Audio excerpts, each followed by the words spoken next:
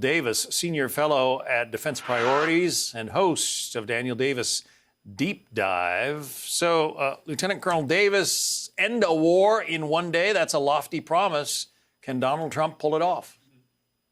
He can make the decision in one day to end it, as opposed to what we've been doing was this open-ended, for as long as it takes so-called strategy to try and help the Ukraine side. He can decide on day one that we're not going down that path. We're going to go down something that can be accomplished, and that is to seek a negotiated settlement on the best terms he can get for Ukraine at the earliest possible moment. But I'm told by one of his senior foreign policy advisors on his campaign staff that he privately admitted that it's the self-evident. The war cannot be won, so it's self-destructive to keep going down a path and pretend otherwise. And he said he is sharply focused on getting the killing stopped immediately. And I think that he at least will, start to change and go in that direction on day one, which I have been arguing the current administration should have done years ago, actually.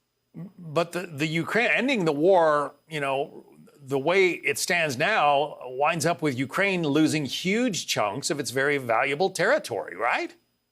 Yeah, John, listen, people say that in the current administration as though there's actually a choice to be made. There is not. This war is militarily lost, and it has been really since the late 2022, and even before this disastrous offensive took place in 2023. It was irrational to keep going down a path that couldn't succeed, and for very fundamental practical reasons. And so now then President Trump is left with the wreckage of that foolish policies that have been done, and he's going to have to try to make something good out of it. But the bottom line that people need to understand, there is no path to where if we just give them more stuff or help it in this way that somehow it's going to change the course on the war. It's not going to. It's irrevocably in Russia's favor. All right, but then you're rewarding Russia for invading a sovereign nation, aren't you? I mean, absolutely not. Not rewarding Russia for anything. It's recognizing the reality, because the alternative is to say, well, I don't want him to win, so we're going to keep going down this path. And the one we've been on, John, if we keep going, it's going to be more Ukrainian people killed, and ultimately they will lose the war. That's what the stark reality is. It's not rewarding Putin. It's acknowledging reality and stopping even more Ukrainians from dying in the process. That's where we're at right now. And I know it's unpalatable. Well, it is. Vladimir Putin, launched that intermediate range ballistic missile. He made the point that this could have, we could put a nuke on one of these. But he's been threatening nuclear weapons use since the beginning of this, and he hasn't resorted to it. Do you actually think he would launch a nuke?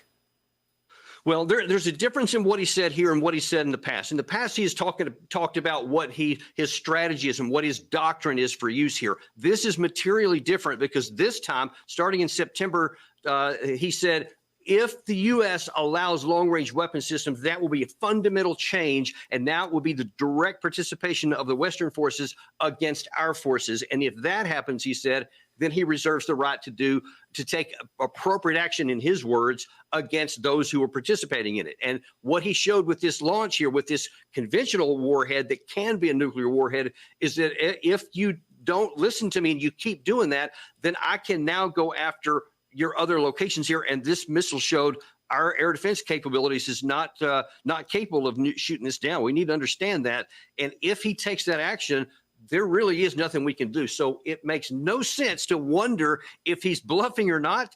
And let's don't keep going down a path that could lead to an escalation of the war. But does that amount to appeasement of an international bully? No, absolutely not. And I hear that all the time. It really gets my blood boiling, because, again, that implies, if you can't appease him, that implies that there's an alternative, that you can say, we're going to ignore what he said and we're going to keep doing what we want, and there won't be a negative consequence. When you're talking about the possibility of nuclear war, you have to respect the nuclear weapons, as he has to respect our nuclear weapons. And our objective is to prevent this from going to nuclear war, not find out where Putin's red line actually is. And since there is no military path to victory, it makes no sense to try to push this in a direction that can't succeed and might get us into a war. Lieutenant Colonel Daniel Davis, thanks for your insights. Thank you.